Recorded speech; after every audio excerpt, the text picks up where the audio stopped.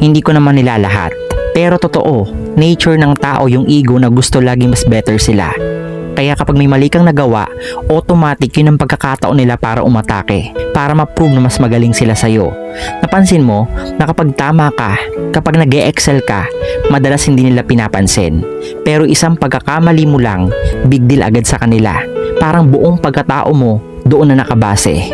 Kasi ganun yung ego, hindi siya nag-feed sa success mo, nag-feed siya sa mga failures mo. Doon nila kinukuha yung superiority. Pero I want you to take this lesson. Don't be crushed by people who only see your mistakes. Kasi minsan, yun lang ang kaya nilang panghawakan para magmukhang better sila. Always remember that your mistake doesn't define you. Pero yung way na ginagamit nila yung mali mo para iangat yung sarili nila, yun ang tunay na definition ng character nila. Take this as a reminder from this book. Protect your peace at all cost. If someone brings negativity in your life, limit their space in your heart. Because you have the power to choose who can sit around your table.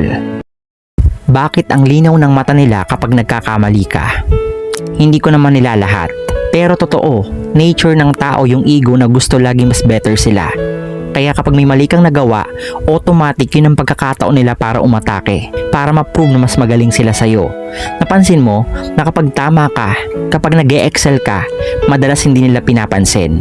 Pero isang pagkakamali mo lang, big deal agad sa kanila. Parang buong pagkatao mo, doon na nakabase. Kasi ganun yung ego, hindi siya nag-feed sa success mo, nag-feed siya sa mga failures mo. Doon nila kinukuha yung superiority. Pero I want you to take this lesson. Don't be crushed by people who only see your mistakes. Kasi minsan, yun lang ang kaya nilang panghawakan para magmukhang better sila.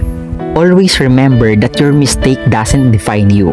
Pero yung way na ginagamit nila yung mali mo para iangat yung sarili nila, yun ang tunay na definition ng character nila. Take this as a reminder from this book. Protect your peace at all cost. If someone brings negativity in your life, limit their space in your heart.